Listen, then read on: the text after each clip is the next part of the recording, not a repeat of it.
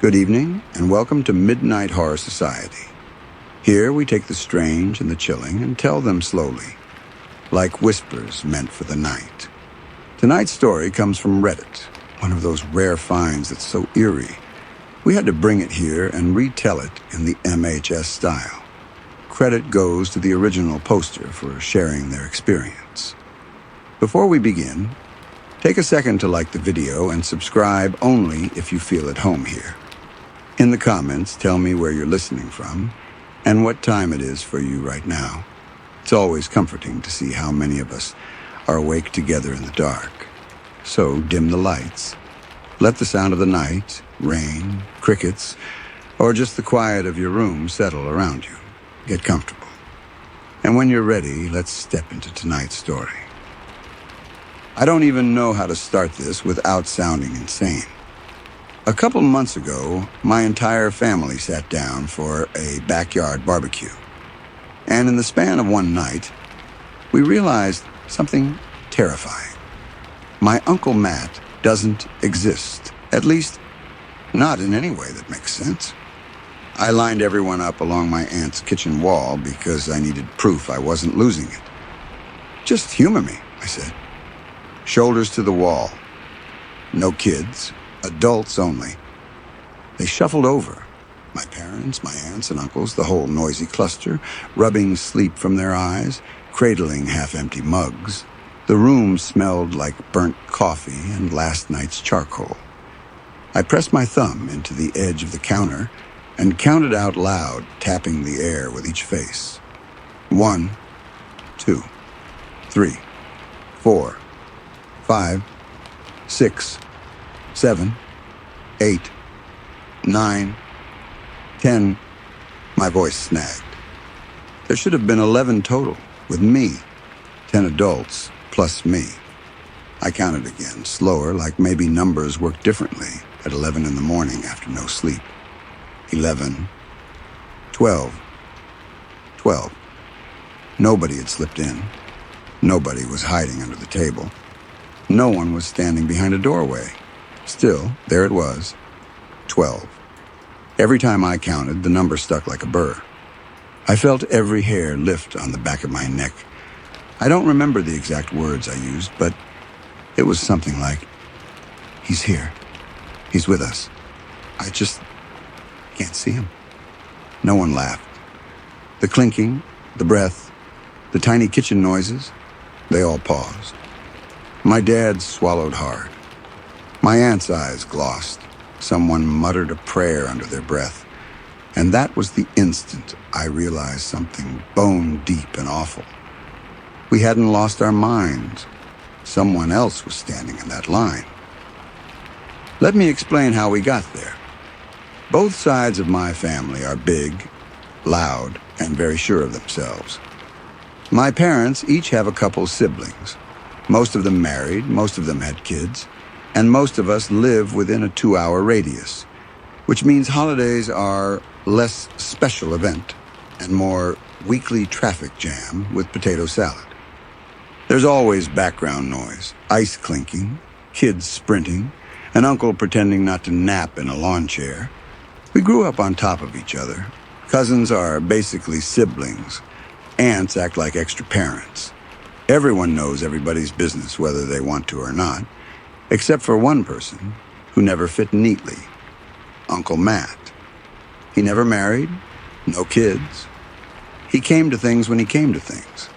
He brought bizarre gifts sometimes, a blender manual instead of a card, or a DVD of a movie we didn't ask for. He'd offer to cook and then burn the food into geological formations. He wasn't ominous or anything, just off, drifty, like someone who lived slightly to the left of reality. We don't usually get every adult from both sides under one roof at the same time, but a couple months ago it happened. Big backyard barbecue at my Aunt Margot and Uncle Ken's place. Long folding tables, paper plates that bow under the weight of food, plastic tablecloths that fight the wind. I was mostly there to eat and to leave. That was the entire plan. Then one joke spun the whole night sideways. My aunt brought out a plate of hot dogs that looked like charcoal wearing hot dog costumes. Everyone laughed. My mom made a crack, something like, "Burning dinner must be your Jensen family gene pool." Just like Matt. The man can turn water into smoke. A couple of us snorted. Then my dad, casually, like he was swatting a fly, said, "Matt's your side, Liz." My mom didn't even blink. "Nope, he's yours. Your brother. I'm not doing this with you." It should have ended there with eye-rolling and another plate of food. Instead, 3 different aunts said 3 different things at the same time. "Matt's a Miller." "He's not a Miller. He's a Jensen." "He's not either. He's..." "Wait, isn't he related through..." The air changed. Not colder, not darker, just thinner. Like the wind sucked the room out around us and left the flap of the tablecloth sounding too loud. I looked at faces I'd known my whole life go from amused to uncertain in seconds, and my stomach did that slow elevator drop. I asked the dumb question that suddenly didn't feel dumb at all. "Okay, but whose brother is he?" Everyone looked at one another like they were trying to remember a dream that dissolved when they reached for it. To settle it, my mom pulled up old family photos, childhood birthdays, scratched up scanned prints, school concerts. She zoomed in, swiped, pinched, pointed out her siblings with a fingernail that clicked the glass. "Here, me, your Uncle Paul, your Aunt June. See? No Matt because he's your father's brother." Across the table, my Aunt Margot did the same with her side. Grandparents, holidays, candid shots where everyone's mid-blink. "Here, your dad, me, Susan. No Matt because he's not ours." We passed phones around like we were trading evidence in a case. Different years, different houses, different hairstyles. No Matt. Not on her side, not on ours, not anywhere. That didn't make sense. I'm telling you, I saw him last week. He came over to help me with something for school. I could picture the way he leaned on the back of a chair, the way he turned a dumb problem into a riddle, the way he said Jim Carrey movies like they were a religion. I pulled out my phone to prove it. Nothing. No messages. No contact. I scrolled my history twice, then again slower, as if going slower makes ghosts appear. I even searched Matt. All I got was a pizza place and a spam text from a mattress sale. I swore I'd texted him days before. I could almost see the bubbles, the dumb little thumbs up, the way he avoided punctuation. "Try yours," I said. One by one, the adults checked. No contact, no thread, no photo that had him in it, even in the background. Someone thought they had the back of his head in a group shot, tall, bald. Another person said no, that wasn't him anyway. Matt had long red curls. We all froze on that. Red curls? Bald? I tried to conjure his face, and it smeared. Everything else about him felt clear in memory. The cadence of his voice, the way jokes landed late. But his face was like a word stuck on the tip of my tongue. The harder I squeezed, the faster it vanished. It got windy and cold. The sun slipped. Somebody suggested coffee. And it was the first time I saw adults who've handled funerals and layoffs and mortgage scares look spooked, like the problem wasn't an answer away. It was a hole. We moved inside. Kids were shepherded to the basement with a movie and a snack bribe. The living room became a quiet camp. Just the adults and me, everyone hunched over phones while my aunt dragged out a creaky whiteboard and slapped a dry erase marker against it, like she was calling a meeting. "Okay," she said, steadying her voice. "What do we actually agree on about Matt?" It was embarrassing how small the list was. Male, tallish, no mustache, that one weirdly got unanimous nods, Bad at math. Two of my uncles snorted at that. Loves Jim Carrey movies. That was it. That was the core of a man who'd been at birthdays and cookouts and random Tuesdays. We tried for an address, 5 different guesses. We tried for a job title, shrugs and half-remembered anecdotes that contradicted one another. We tried for which side of the family. Every answer canceled another out. The whiteboard squeaked as my aunt erased a mess of arrows and question marks. The sound needled my teeth. This is the part that's hard to explain without sounding like I'm making it up. We kept hitting these memory collisions, 2 or 3 people recalling the same event, but with Matt on the opposite side of the family each time. My mom told a story about my dad and Matt fishing at a lake, how a hook snagged his hat and sent it flying like a cartoon. My dad admitted he'd heard that story before from my mom, as if she'd been there with her brother. Except, according to her, Matt wasn't her brother. And according to my dad, Matt wasn't his. Even his appearance wouldn't settle. Bald, curly red hair, glasses, no glasses, a leather jacket, a denim shirt with pearl snaps. I wish I were exaggerating. The details slipped around like oil in water. If you asked 5 people in the room to draw him, you'd get 5 different strangers and a 6th blank page. I kept hearing my own voice in my head. You saw him last week. You saw him last week. You saw him. Memory's supposed to behave when you call it, but mine dug in its heels and threw static back at me. By then, everyone had called everyone else, cousins who only pop up for weddings, an aunt who lives 2 towns over, a relative I've never met outside of a Facebook comment. We turned the house into a switchboard. Do you remember Matt? Whose side is he? Do you have a photo? Every answer was either yes, of course, followed by nothing we could verify, or who, followed by a silence long enough to feel like a draft. Someone tried the internet. Not that we expected much. Matt Miller, Matt Jensen, pick a name and there are 1,000.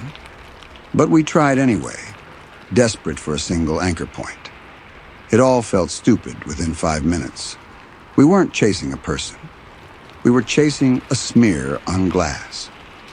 I remember saying, he's real. He has to be. He was at my house. And stopping because I realized the only thing I could say with certainty about his face was that he didn't have a mustache. I almost laughed. It wasn't funny. That's when my aunt, tired of the circular arguments, capped the marker and said, "Okay, enough. We're not sleeping until we figure out who he is." We didn't sleep. Around midnight, the house settled into that late-hour hush, fridge humming, pipes sighing, the occasional tick from the cooling grill outside. Someone started another pot of coffee that tasted like burnt pennies.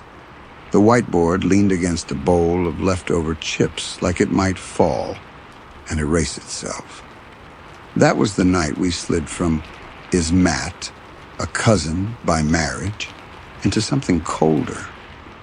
What if he doesn't belong on any branch of this tree?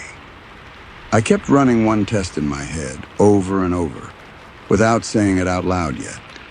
If we can't find him in photos, in phones, in family lines, why does the room feel heavier, like someone is still standing behind my left shoulder? We wouldn't understand that feeling until the next morning, when the kids mentioned cookies, when I counted the mugs, and when the line on the wall became 12. We stayed up through the night, every adult circling the kitchen, like detectives who'd lost the case before it started. Phones buzzed on the counter with dead-end calls. Half-erased scribbles ghosted the whiteboard. Arrows pointing nowhere, names scratched out, question marks stacked like tally marks. At some point, my older cousin Maddie corralled the younger kids into the basement with sleeping bags and a movie. The adults didn't want to spook them, but you could see the tension, shoulders tight, voices thin, glances over shoulders. I wasn't sent downstairs. I was old enough to know better. But in truth, I was obsessed. Matt wasn't just some uncle. He'd been around. He'd sat in our living room. He'd leaned across my math homework. How could a person like that slip through every crack of proof? By 3 a.m, everyone was glassy-eyed. My aunt leaned on the counter with her head in her hands. My uncle paced until the floorboards squeaked in rhythm. No one wanted to admit it, but the question was growing teeth. Was he ever real? Or were we tricked into remembering someone who wasn't there?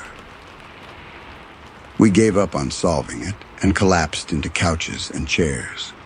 The house quieted, except for the low hum of the fridge and the creak of furniture under shifting bodies. I don't think anyone truly slept. It was more like our minds powered down out of exhaustion.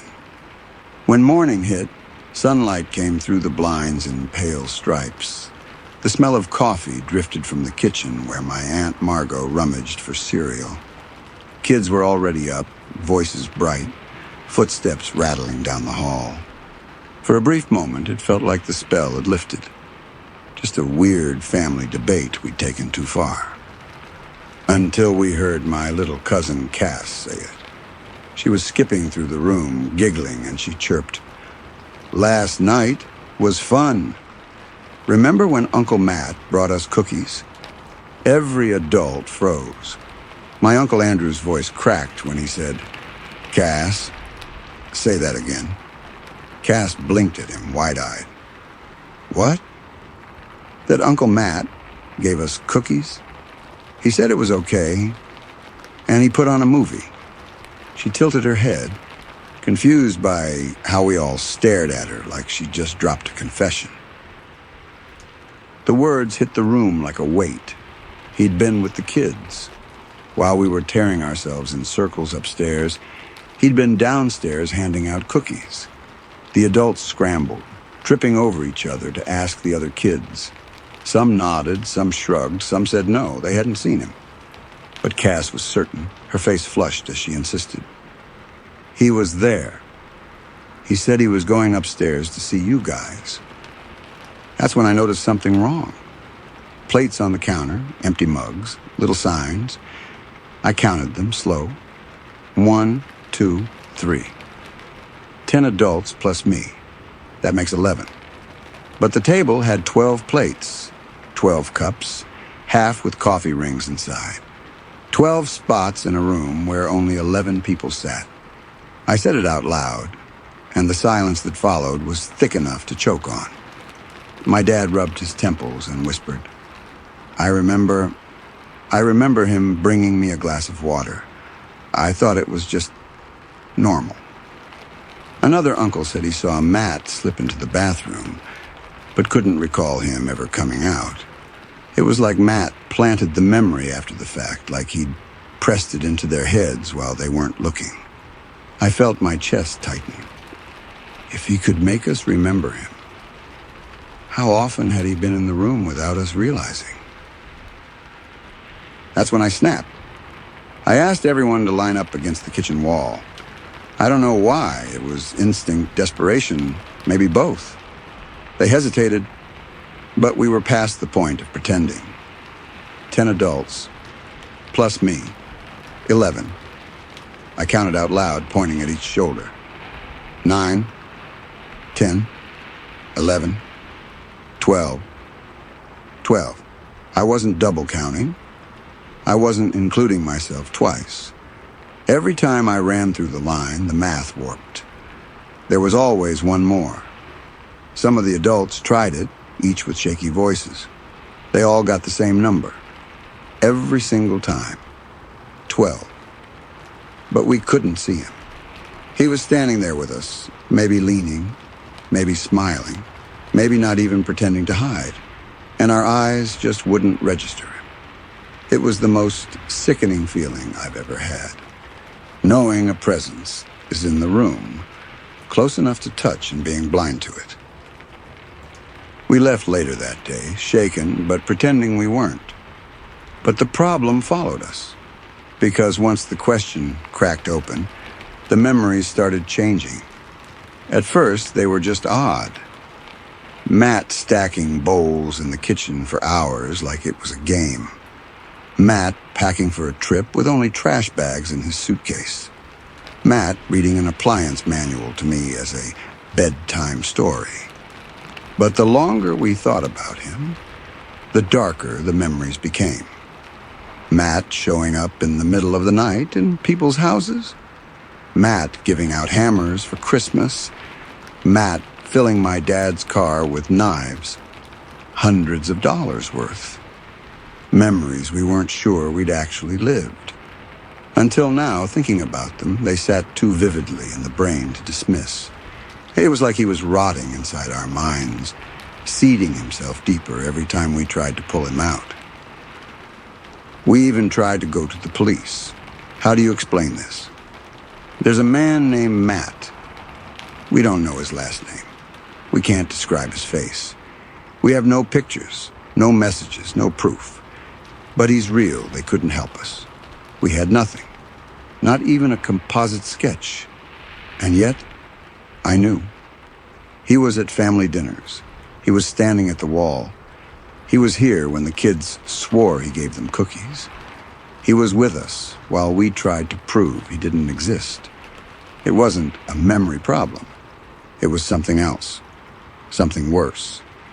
Because the truth is, once you notice the extra plate, the extra chair, the extra breath in the room, you start to realize he's always there. The weeks that followed should have dulled it. Families move on, right? People get busy. School, work, errands. But instead, it got worse.